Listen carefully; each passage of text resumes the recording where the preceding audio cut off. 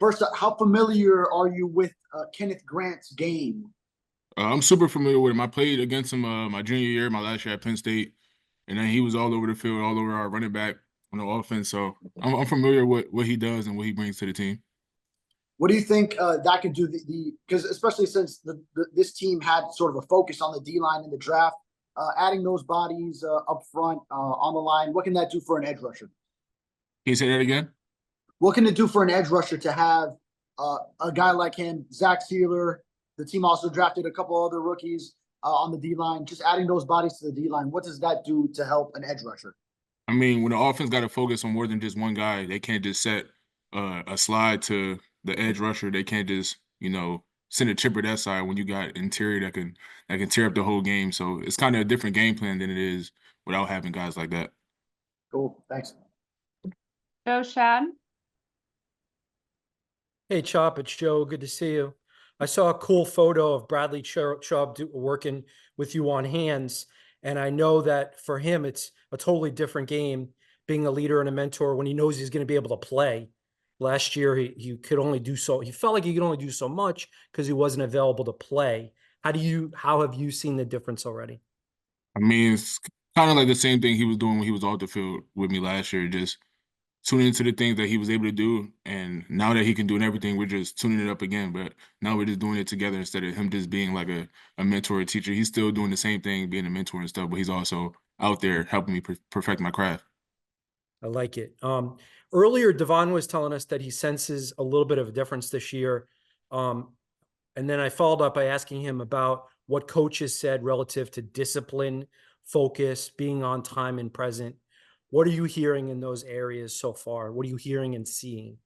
I mean, just everybody being here, you get to see the team chemistry. Like everybody just wants the same goal. Everybody wants to be great. Everybody wants to win. So the only way to do that is doing it all together. So the chemistry is definitely better than it was last year.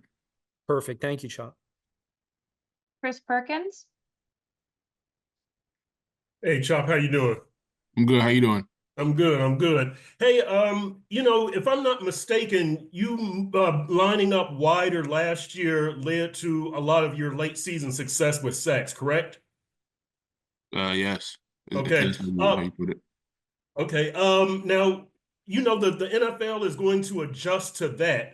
For you, is it more important for you to still build on that lining up wider, or do you have to develop something else to counter, them? You know what I'm saying? To counter them countering you.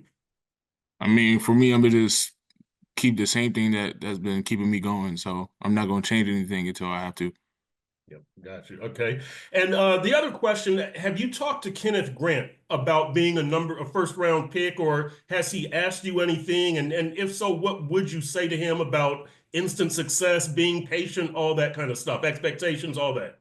I mean, I kind of talk to him every day since he's been in here, just like chirping in his ear, just to get to him, I've been in a position last year of being a first round pick, and a lot of outsiders try to put a lot of pressure on you. But honestly, it's just football at the end of the day. You're just going out there, and then once you get comfortable, you get the playbook down. It's basically just it's football again. So it's nothing. You don't got to put too much pressure on yourself. So I just keep telling him that. Okay, cool. Thanks, John. Isaiah.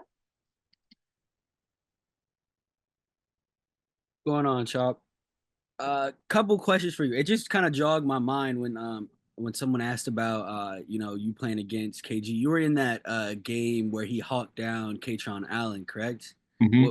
What was your reaction to that when you just saw this 300+ pound guy just kind of hawk down your one of your I starting running mean, backs?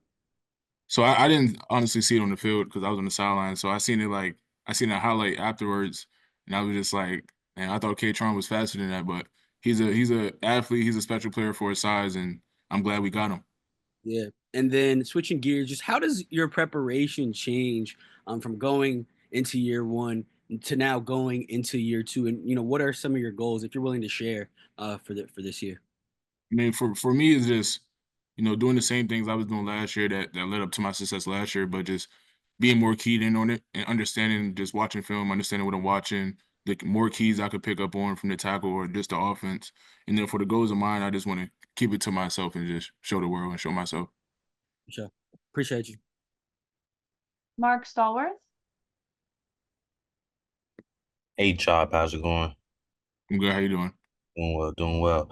I want to know how are you approaching this offseason differently, now that you've experienced a full NFL season? Well, this offseason, I didn't have to work on the 40. I didn't have to do no combine or anything like that. So I was able to take some time, rest my body, rest my mental, get away from football a little bit. And then just once I started back working out, it was just all football stuff. I didn't have to be a track star for the whole offseason. So now I'm just able to get my body right, my mental right, and then I just feel good. And if I can, if you could go back and give rookie year Chop one piece of advice, what would that be?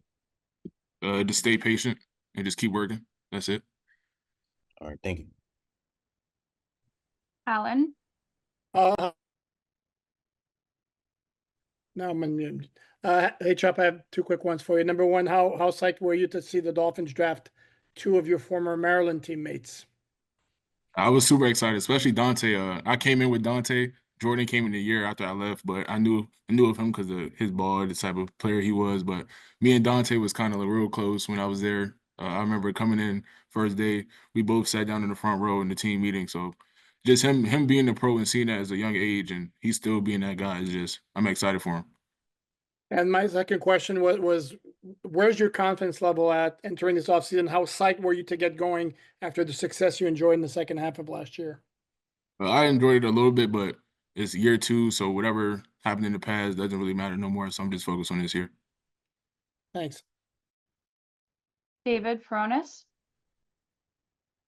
Hey, Chapo, one more quick one from me. What do you think about the potential of this pass rushing unit this year, considering you could have a healthy Jalen Phillips, a healthy Bradley Chubb after you didn't have him Chubb at all last year and JP for most of last year?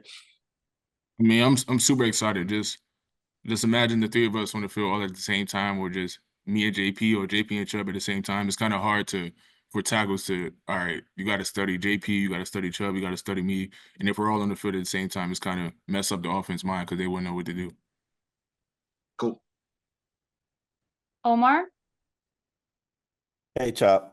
Wanted to ask you, this sounds like a weird question, but when you see a schedule release, it's going to be released. I don't know if you've already seen it, but what do you look for? Like what interests you from a scheduling standpoint as a player? The teams, whoever we play on the schedule, That's it. that's it. But you already know the teams. Yeah, so we're just taking it 1 week at a time.